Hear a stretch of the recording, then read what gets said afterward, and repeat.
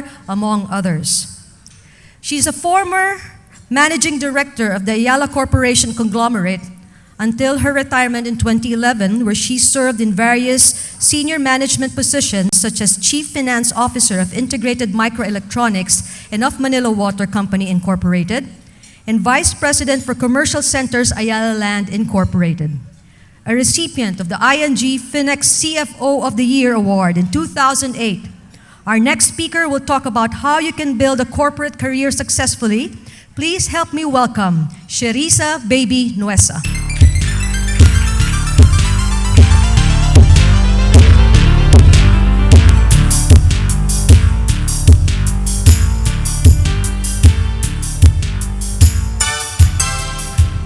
Thank you, Chiki. Officers and board members of the Women's Business Council, fellow speakers, my colleagues, friends, ladies and gentlemen, good morning. I think you have the wrong chart, but I actually have been speaking in various subjects from finance, good governance, risk management, and in such sectors as real estate, retail, and even water infrastructure. But this is the first time I'm going to tackle a topic that's related to women's causes. Not because I'm not a believer, but maybe because I have other advocacies. I'd like to share with you, though, something that was told to me by a male boss, and that is, he said that women in the Philippines should not advocate gender equality. And that's because, he said, for them, that would be a big demotion. I don't know if that is something that you would agree with, but allow me now to talk about how I see women in the corporate setting.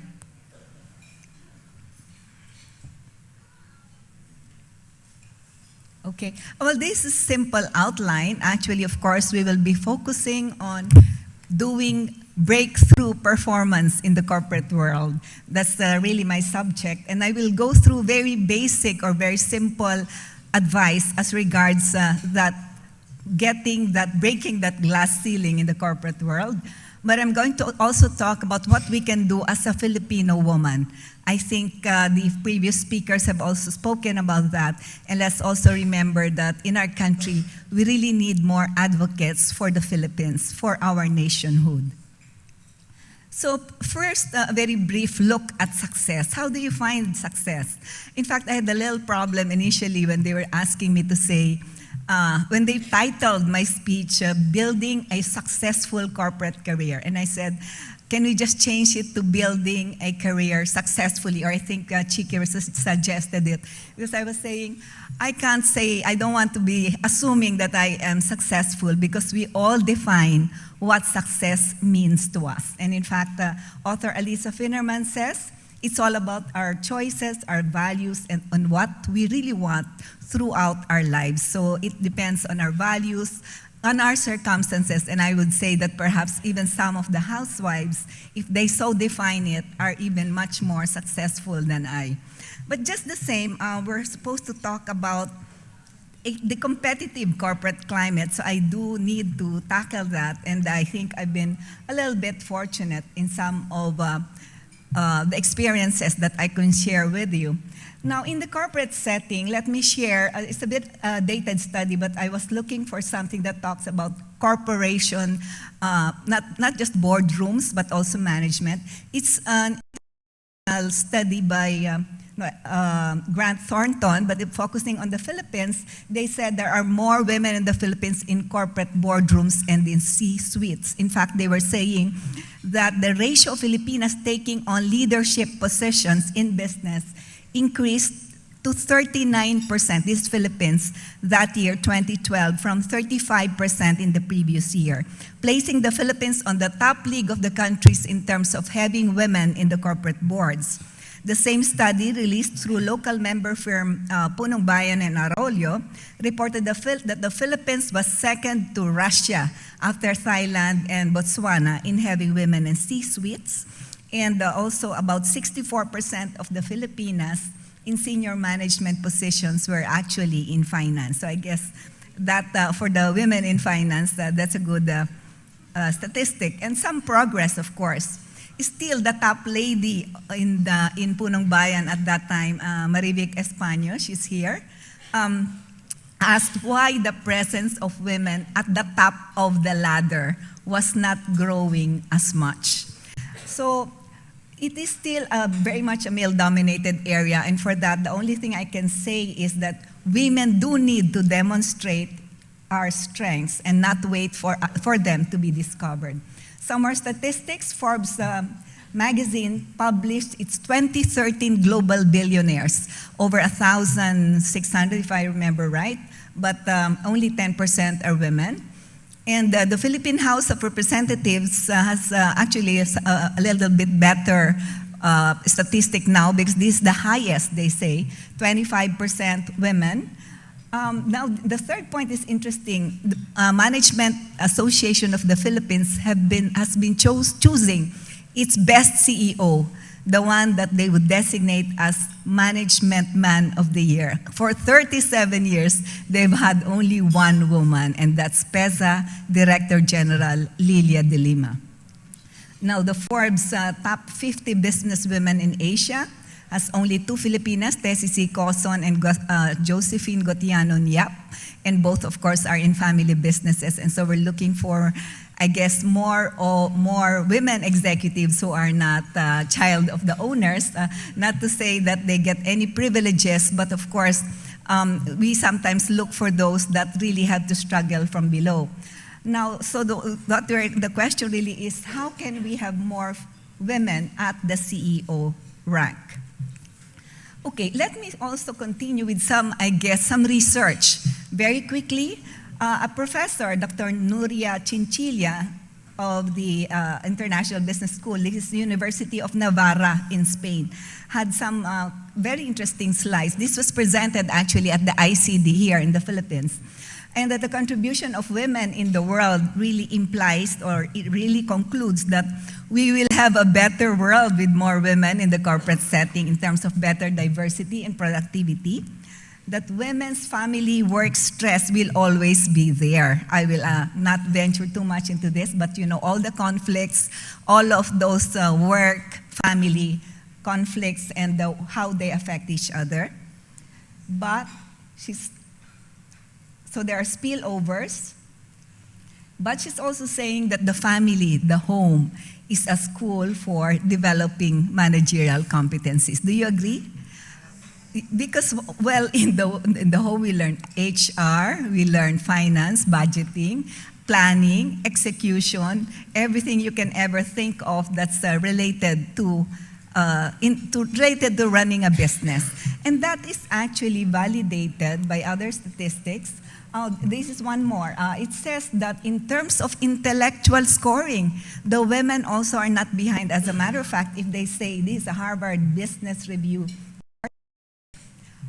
if you want smarter teams, get a woman, meaning that having women in teams make them smarter.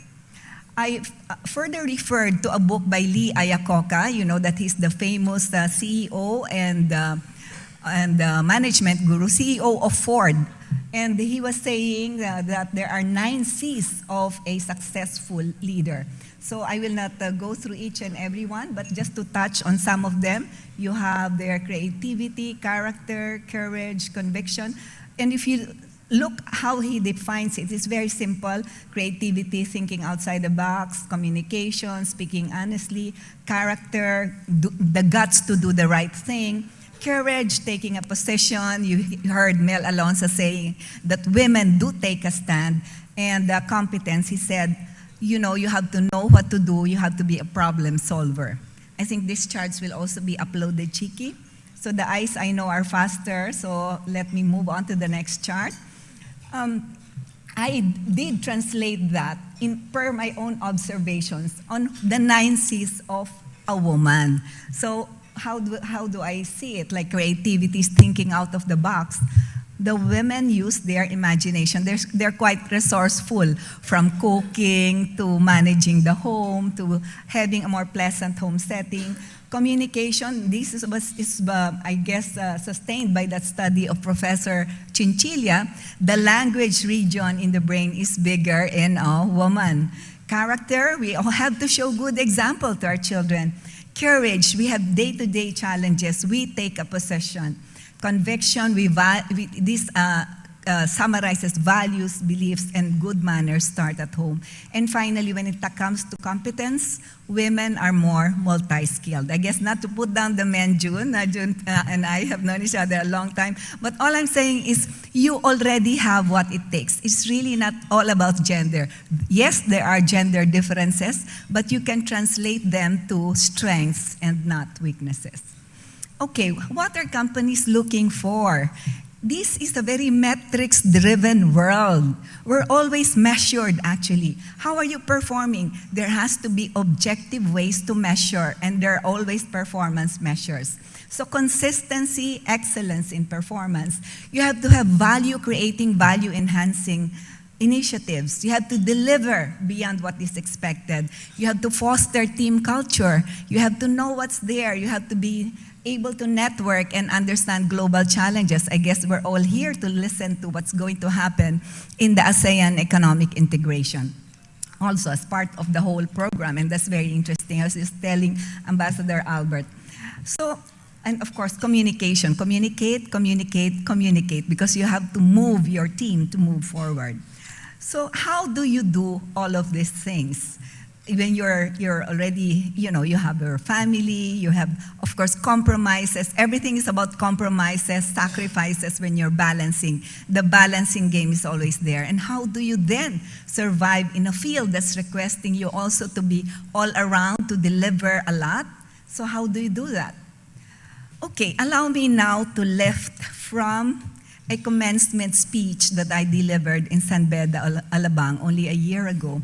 And that is to quote from bigger minds. Let me quote from the 1600s. Father Baltasar Gracian was a well-known Spanish priest and philosopher, and he said, "Knowledge and courage take turns at greatness. Because they are immortal, they can make you so." Knowledge is knowing your field, as also mentioned by the other speakers, immersing yourself in skills. And some would say, being an expert. Courage is the boldness to do things that are different, that are difficult, taking paths that are less traveled or even untraveled, and getting to a higher, untested, distant goal. So you have to aim high. And when I say they make us immortal, carving our names in monuments, you might say, well, baka sobra naman yan. I'm not looking for immortality. But actually, it's really talking about a certain measure of greatness. And you know that Corazon Aquino, Mother Teresa, Gabriela Silang, they all have it. But there are some women that you can look to in their smaller hemispheres, in their smaller playgrounds maybe. For sure, you do remember Marilu Diaz-Abaya, filmmaker and film advocate. I've talked about Director General Lilia de Lima. She has been elevated to the Hall of Fame of the Joint Foreign Chambers. And there's teacher, former teacher turned crime fighter, Tessie Angsi. All of them are, playing in a man's field. And Tessie Angsi has been fighting crimes, fighting kidnapping for over 20 years. So what am I saying? You have to aim high, be a master in your chosen field, know your craft, the nuts and bolts of the business. What are your competitors doing? What is your company doing? What are its priorities? Where is your department in this? And do not just focus on your area. We are all business women with different backgrounds. I look at myself as first and foremost a business person, but with a finance background. And so I look at the business. I look at how we can improve it. I look at how we can put it at the top of its class. I suppose I was truly asked here to share about my experiences, and I don't have any charts about my professional career. Suffice it to say that I've been relatively lucky, perhaps because I have a supportive husband. Unfortunately, Mel had to go, but at one point, my husband was reporting to Mel. He was corporate secretary of Pag-ibig. And what happened was, because I've always felt that I was a very ordinary person, I joined Ayala as it's practically my first job. I was very young, 21. And I was I was the most junior financial analyst. And what I did actually was, when I discovered that analyzing the past, I can project the future, in addition to producing the usual boring actual versus budget reports. I did forecasting for the company without being asked, and told my boss that we might not meet our target, but these are the things we can do. So at age 25, one of the youngest managers was promoted to the managerial ranks without an MBA, without Ivy League stripes. And I didn't graduate from a top-tier school. I was in FEU, which gave me 8 years of scholarships.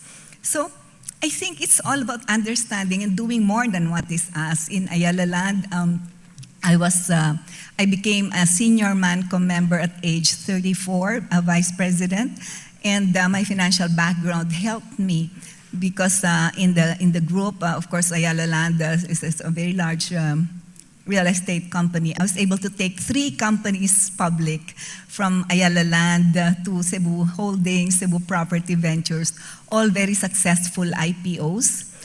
Later, I was asked to head the commercial centers group, one of the major profit earnings, the shopping malls group. We called it commercial centers group at that time.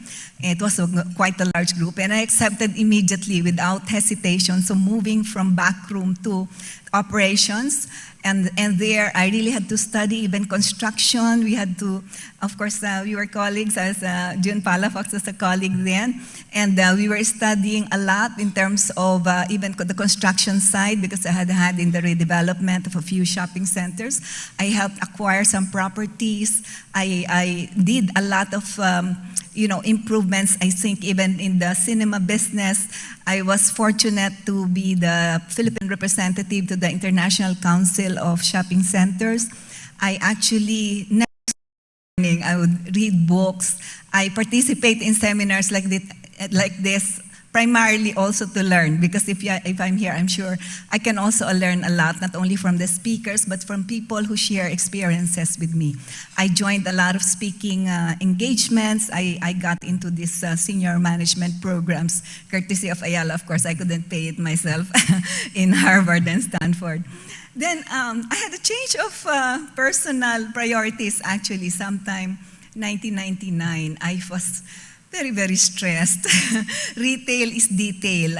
If is Chit Juan there, I think I met her while I was in the shopping centers group of Ayala Land. It was a very stressful time, and I chose to move to Manila Water. I was, and in fact, it was a much smaller company. It was not even making money when I moved, making a very small profit, I think. And people were asking me, isn't that a step down from a very glamorous job in Ayala Land? You will take a smaller finance job to in a relatively new company, and of course much smaller then. Of course, it's over $1 billion now. But my reply then was, I really needed a change of environment. I was quite stressed, as mentioned, and my priorities are always clear to me. But I heard this somewhere: God's plans for us are sometimes bigger than our own plans for ourselves. That was one of the best decisions I ever made, because it was in Manila Water that I had a lot of corporate learnings. It was a story of organizational transformation from a government agency, government-run water system, to a multi-awarded private company. I took the company public also. It was an immensely successful offering. The IPO was 15 times oversubscribed in the international markets and won Deal of the Year. Manila Water itself had a lot of awards, including the IFC Global Client Leadership Award, wherein the CEO and I were even flown to Washington to accept the award. And it was in Manila Water that I became ING Finex CFO of the Year, fortunately. So it's a lot of experience, but I never backed out from any opportunity to, I guess, learn a lot more. And maybe this is actually quite meant. When you move to a company or you move to a job, go for the outcomes, less for the rewards. The outcomes are the first objective, and the rewards, the recognition will come later. Sometimes it's not perfect, a lot of challenges still. But when you go for outcomes and go for it, somehow people will notice you. perhaps not even in your own company, but those outside. At the same time, by the way, I never forgot that even then and as now, that I'm a wife and mother. I've been married for 37 years. I think I can put the word happily before married. And I'm happy, and I think my husband is happy, he says so. And I have two wonderful children, and actually they're friends of Carmi and Katrina here, and that's why my age is showing, because I guess what I see sometimes in conferences are friends of my daughter. I have two children. The other one is a freelance director. My daughter is in publishing and in real estate, but their values are as solid as I could ever ask for. So I guess, what do I do to do that? I guess until now, 37 years later, I still make coffee for my husband every morning. And I know that the moment I step in the house, I'm not Baby Nuesa, director or CFO. I am wife to Freddy Nuesa. So I guess all of those things. And still, by the way, I've done better. Don't think that I never had the pangs of guilt. A lot. But, you know, there are always compromises. And I've been fortunate, I guess, that the family has always been very supportive. Now, challenges. Did I encounter challenges as a woman? A lot. Through my over 35 years, that shows my age talaga, in the corporate setting, you know, I've had my share of bad jokes, maybe unwanted hints, women's jokes, gossip, intrigues. But I think they've been fairly mild. One is, I guess because I managed to have good friends, I managed to be in a good company, even though most of the time, like your own experiences, sometimes I'm the only woman in the ManCom or the only woman in the board. And also because I guess I keep distance between myself and my male colleagues. And also because, of course, I guess I'm non-threatening because my background has always been a little bit boring. Super square now. And some Manila Water people remember me as having walked out of a concert because Rico Puno, who was one of the performers, was really cracking a lot of very bad, green jokes. So, and then the other question that comes to mind is sometimes women ask themselves, could I have risen faster if I were not a woman? They ask me, could you have been a CEO if you were not a woman? And I said, I don't dwell into that anymore. Not that it hasn't crossed my mind, but the fact is, in the end, it's all what you do, and it's all your level of satisfaction. The fact is probably I'm much, much luckier than others. And so maybe, and it's true, I really mean this, what's good for others may not be good for me. So just remember those two very simple words, knowledge and courage. The first provides the ingredients, the materials, and the second, the inner strength. According to author Regina Brett, in one of her books, I like this one, God Never Blinks, she says, courage is fear that has said its prayers. So be bold because of prayers. Find boldness in faith. And that's my next chart, roadmap of faith. I met years ago a former direct report, a lady who became successful in another company after she left Ayala Land. And she said, I had one advice to her that was quite useful, and that is, you should have faith in 3 dimensions. Faith in God, faith in yourself, and faith in others. And as I was thinking about that, I actually thought that I had developed self-confidence or faith in me because of that second point, which is faith in others.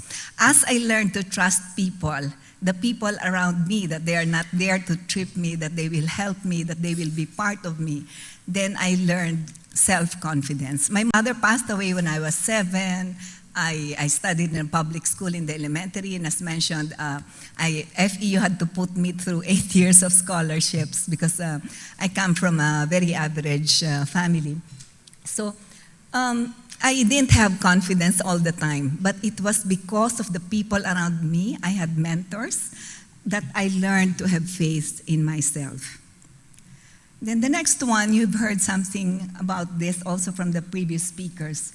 Build teams, build leaders, develop other people. Get a mentor, but be a mentor. Why? Because we are all judged by performance.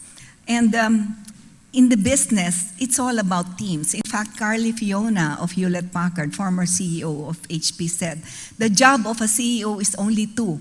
One is to develop the business strategy, and the other one is to ensure that the organization works as a team. So teamwork is very important. The other point is, let me share with you, I can't remember where I learned this, but they say that there is only one strategy in business that cannot be copied. You can copy marketing, production, technology. All of those strategies can be copied in 5 years. There is only one that cannot be copied, and that is organizational strategy. Why? Because organization is the product of corporate culture, systems, people, motivations. And so all of this cannot just, be copied by anybody. Because of that, we want to be unique. You have to build leaders. You have to develop your people. And up to now, it really brings tears to me when people thank me for having trained them. And they said that in Ayala Land, I hold the record of having had, from my staffs, the most number of AVPs and VPs. And in fact, one of them is a senior MANCOM member now. So it's really heartwarming that I have helped develop some of my team members.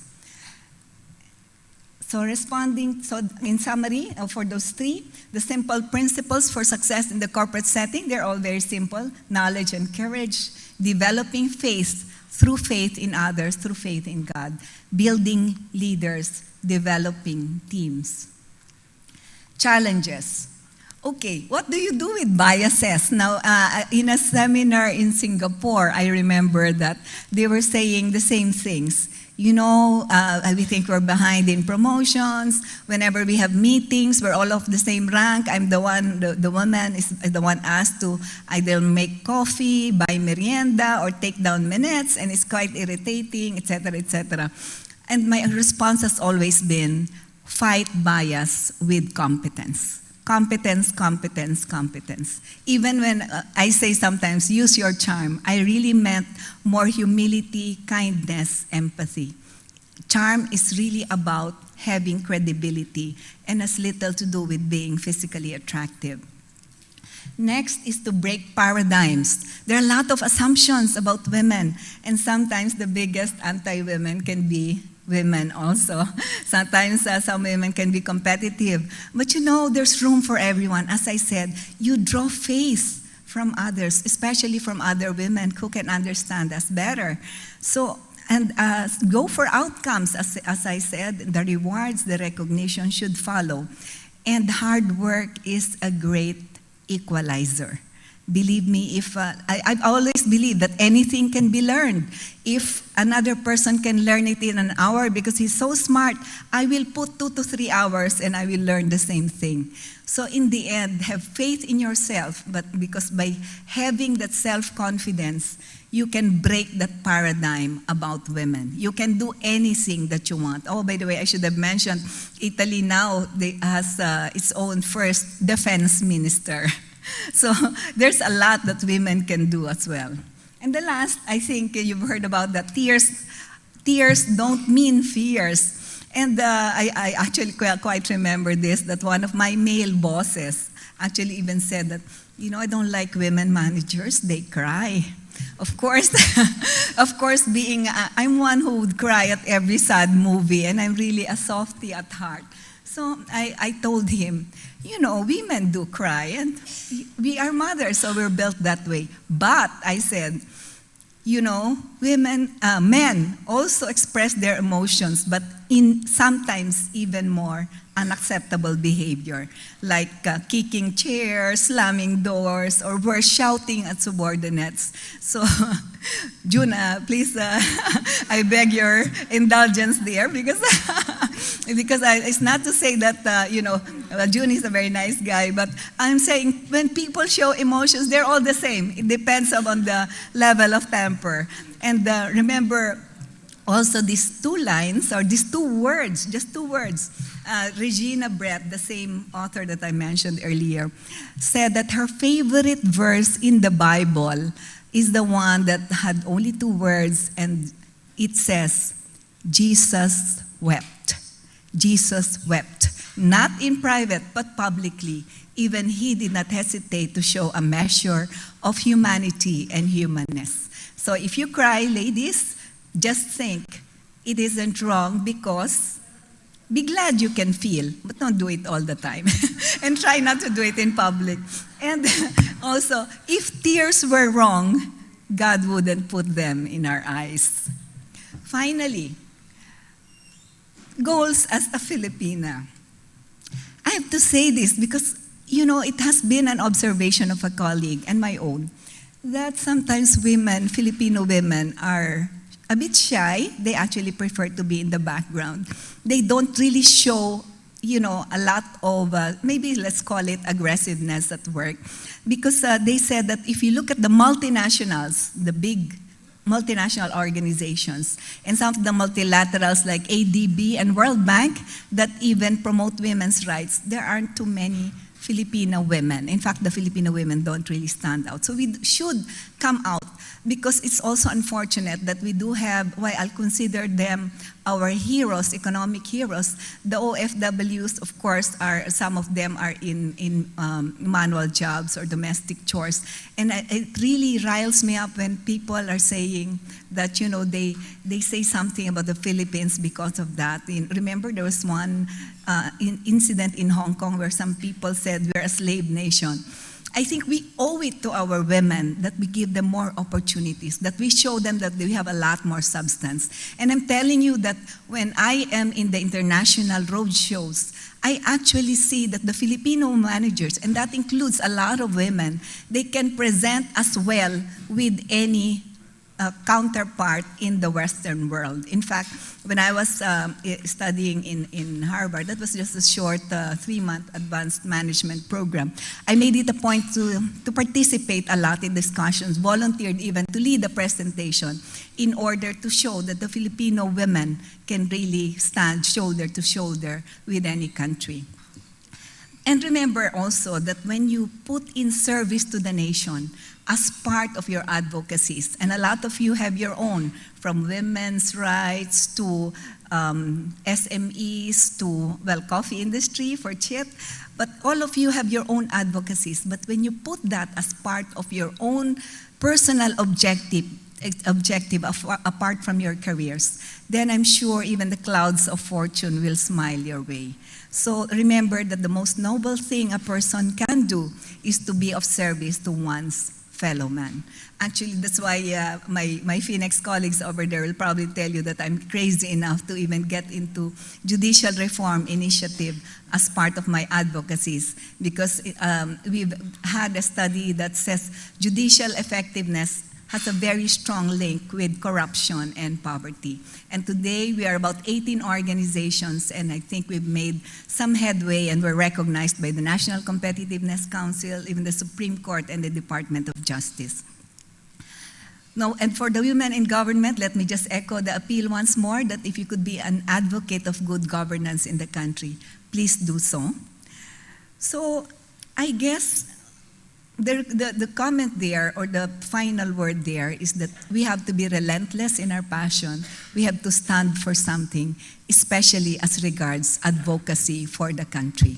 When you see the word hunger splashed in the newspaper's front pages, doing something for your countrymen is no longer a choice, it is our duty.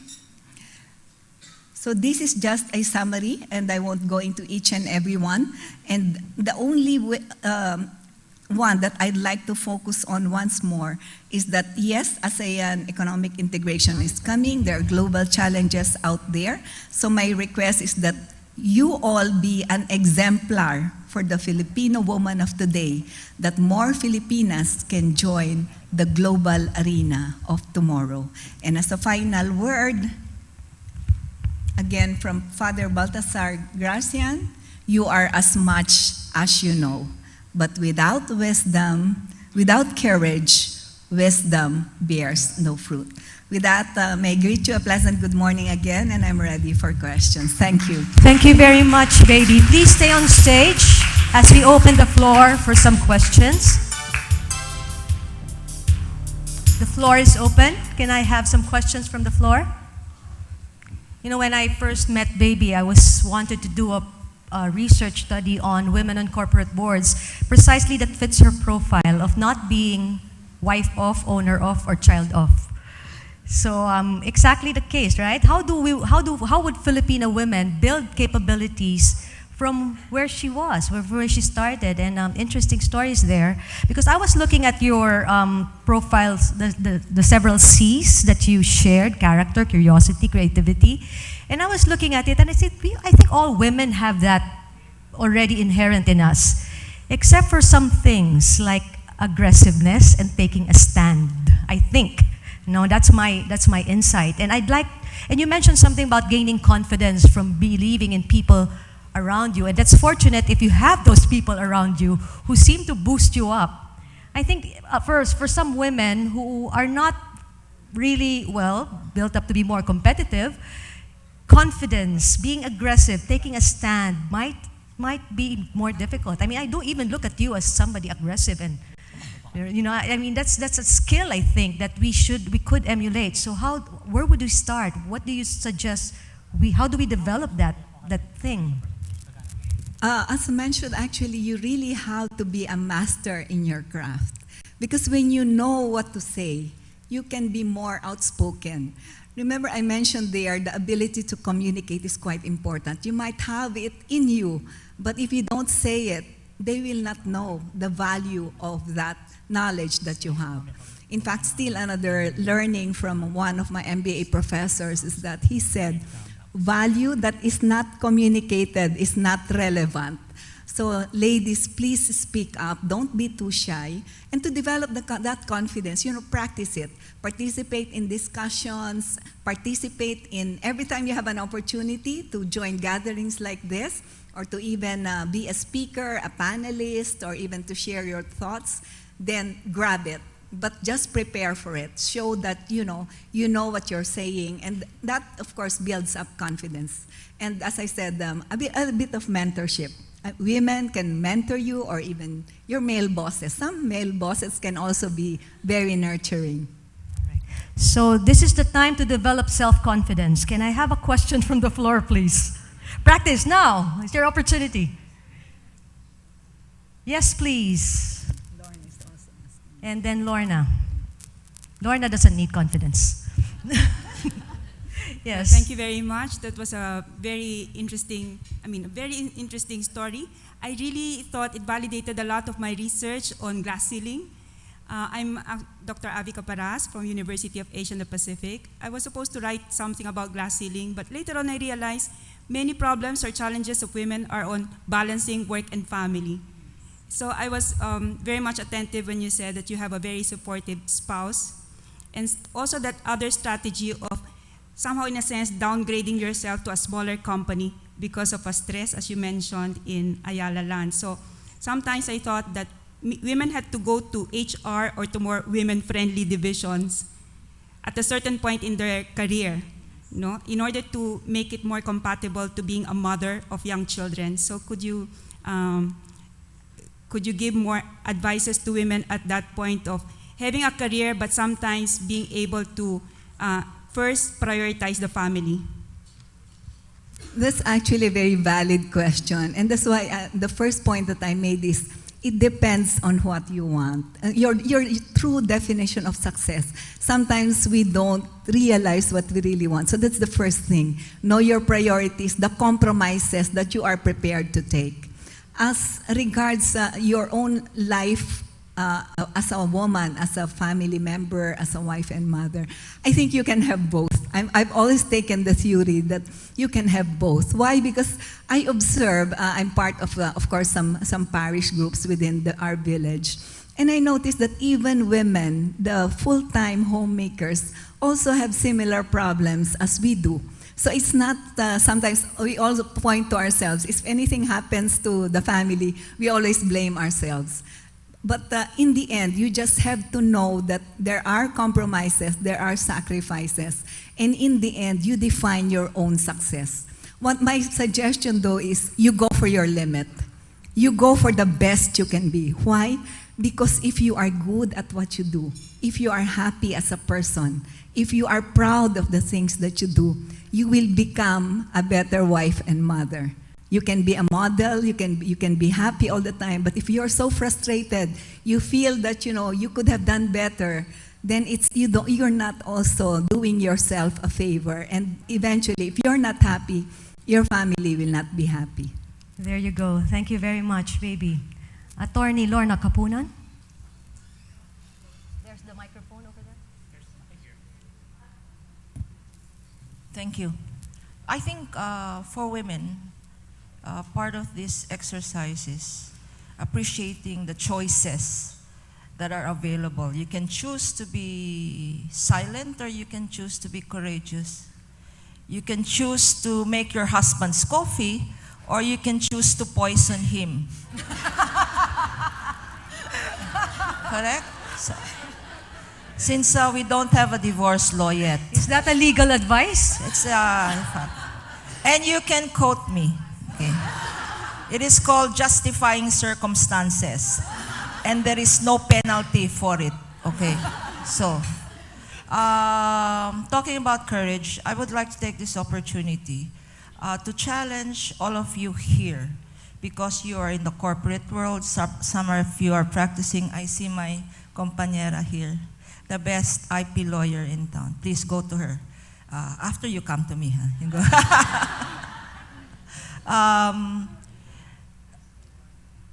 One morning, I was interviewed, and this was 2 months ago, by Anthony Taverna.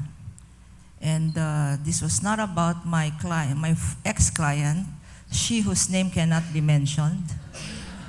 And it took courage to accept that case and greater courage to reject it when I knew that she would not tell the truth. And those of you who still doubt my integrity, there are some of you there, please see me afterwards.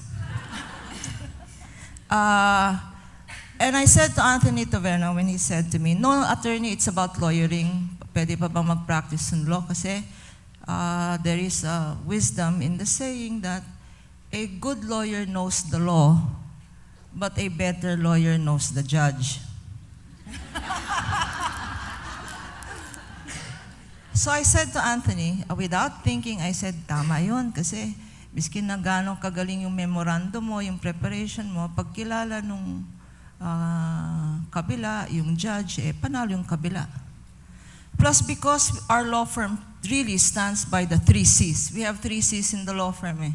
Quality legal service with competence, character, and courage. And the courage part is what differentiates us from others. That's why I have accepted many weird cases. And by the grace of God, won them. And I said on air, may corruption sa judiciary. Balita ko, sa Court of Appeals, 5 million na ang injunction. At sa Regional Trial Court, umaabot na rin ng retirement. No? At sa Prosecutor's Office, pang-retirement na ng RTC judge. At sa Prosecutor's Office, to file a case, 500,000, to dismiss a complaint, 500,000. Lahat may tarifa. Sadly, I did not realize that the Supreme Court listens to talk shows. And I got 2 days later an en banc resolution requiring me to explain my statements on corruption in the judiciary. Fast forward to last week. And I challenged the Supreme Court. I said, yes, we are willing to speak up. I spoke to the president of the Integrated Bar. I spoke to the president of the Philippine Bar, the UP Women Luilosi, and UP Legal Aid, and they said, yes, it's about time we clean the judiciary in line with your, nothing will happen if we don't clean up the judiciary. And it's about time that we clean up the legal profession. And I said, yes, you call us, we will talk. So my challenge to you is, finally, the Supreme Court has accepted that amongst themselves, there are 8 corrupt Supreme Court justices. In fact, when I went to the Supreme Court, before I filed my answer, I went to Justice Abad. Justice Abad, who I have worked with to reform our civil procedure, our trial proceedings, rules on trial proceedings, to make them more friendly, useful, user-friendly. Justice Abad said, no, it is, I asked, is this a citation for contempt? And he said, no. No, what we want, we really need outside intervention so that we can clean up our own ranks. And fast forward to now, there is now scheduled a consultation with legal practitioners and those who want to reform the judiciary on March 27. And we are supposed, under conditions of, under chamber hearings, to name names of corrupt judges, justices, prosecutors, practitioners, fixers, department heads, etc., who report to the Supreme Court. For instance, Customs, Immigration. So, please, you don't have to identify yourselves. Before the end of today's session, if you can slip me a paper and name from your own personal experience, or you know from personal knowledge, based on reliable information, the judges that you have bribed. Lorna, I'm going to take courage and cut you there. We're going to run out of time. Yeah, But we could okay, give you so, the whole lunch session if you want to continue that. No, finish. So, my point lang here is, walk the talk. Before you leave, if you believe that we have to reform the judiciary, slip me a piece of paper. And if you're courageous enough, give me your contact details so that we can begin with the first step. All right. Thank you, Lorna. If you want to hear more about from Lorna Kapunan, attend our Women Business Talks. We'll have a special session on Lorna and her new job as a stand-up comedian. Let me just comment on that quickly. All right. Yeah. By the way, Baby is also part of a Justice for Something, right? Judicial Reform Initiative. There you go. We're actually led by the business sector, Makati Business Club, Management Association of the Philippines, FINEX, ICD, and other joint foreign chambers. I invite Attorney Lorna to join us. I am a non-lawyer, but I just am passionately a believer in this advocacy, and those of you who want to join, yes, please join us. I spoke at the Arrancada Forum of the Joint Foreign Chambers last February 26th, and I actually spoke about how we can, I did not tell them how, but I just said there must be a way to investigate in an impartial and open manner with full transparency cases against erring judges. So I guess we have the same advocacy, and I hope that I can work with Attorney Lorna Kapunan, whom I admire. Thank you. So we'll do that. And again, on behalf of Women's Business, thank you very much, Baby, for Thank that you talk. all. And we call on Women Biz Chair and calling Attorney Lorna Kapunan to join us for a photo opportunity on stage to say thank you and for our token of appreciation. So thank you again. Thank you very much.